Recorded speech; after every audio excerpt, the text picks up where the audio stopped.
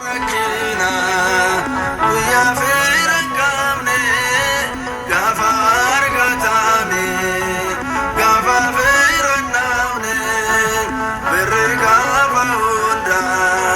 waaqayyo sumaadha wannaaf goote qabda ani sin farfadha yaa guyyaa rakkina guyyaa feera qabne gaafa argatame gaafa feera naamne birri gaafa hunda waaqayyo sumaadha wannaaf goote qabda ani sin farfadha.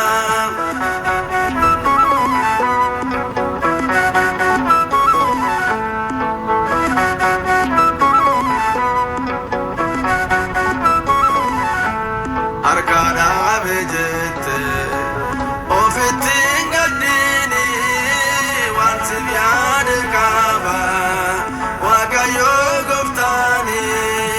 arkada buketif mantu sitakata kan kabenya tanu wakayo siblata ya guya rakina guya feera qabne gaafa argatame gaafa feera naamne birri gaafa hunda waaqayyo sumaadha wannaaf goote qabda ani sin farfadha.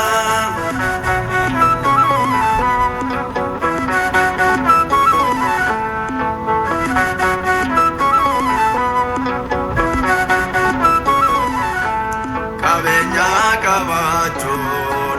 yoo jaalatamanis hiyyeessaa ta'uudhaan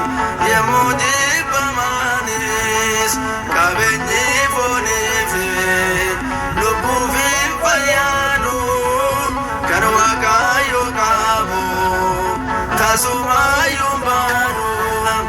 yaa guyyaa rakkina guyyaa feera hin qabne gaafa argatame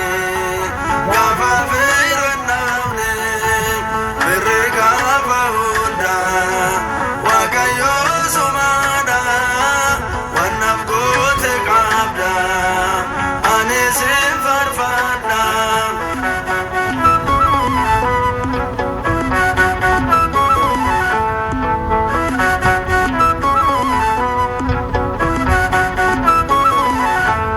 Ere ako jette kanati jalattu kan guyyaa argatte isa waliinatu rakkina kee arge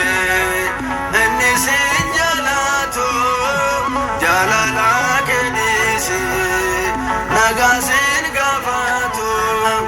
yaa guyyaa rakkina guyyaa feera hin qabne gaafa argatame gaafa feera naamne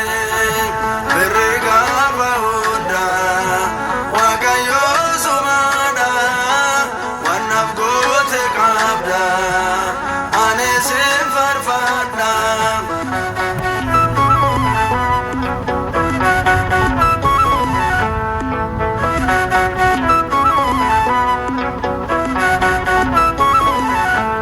Yaa jaalala nama kan dhumni hin bareedne hiriyaan jaalatan kan namaaf hin yaadne akka naman taa'een akka waaqa malee gooftaan si jaalate fannoorraa si foole yaa guyyaa rakkina guyyaa feera hin qabne gaafa argatame gaafa feera naamne birri gaafa hunda waaqayyo sumaadha wannaaf goote qabda